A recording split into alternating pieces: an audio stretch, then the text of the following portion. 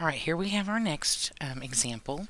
And before we begin, because this is an application, and not just an application, but because this has some sort of a graph to it, before we begin reading and understanding our question, we also want to understand what this graph is representing.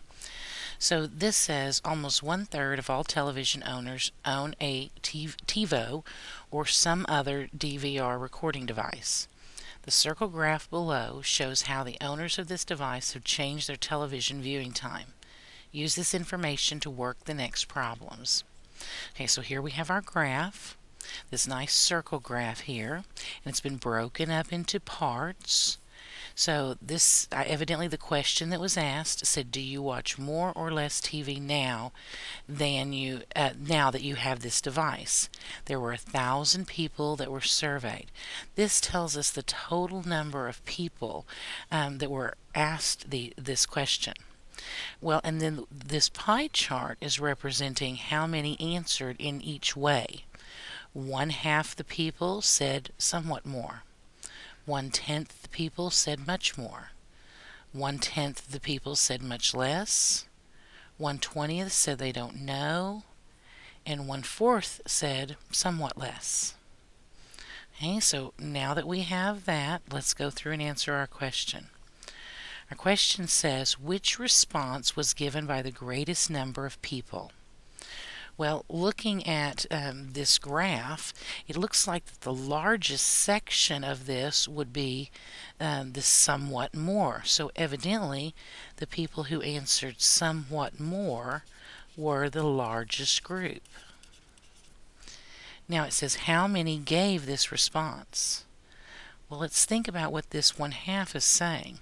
This literally means half of the people surveyed said somewhat more. So half of, think about how we would write that as a math statement. 1/2 of 1,000, because that was our total amount of people. Now we could put the 1,000 over 1 so that we could see a nice numerator and denominator. Now we can begin working our problem. So I noticed right away that 1,000 is divisible by 2.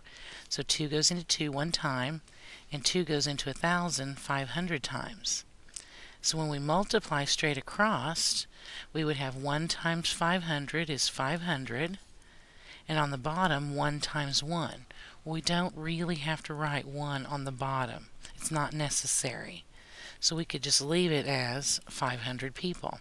That's half of the 1,000. Okay, our next question says, find the total number of people who said they don't know. Well, our don't know category is right in here.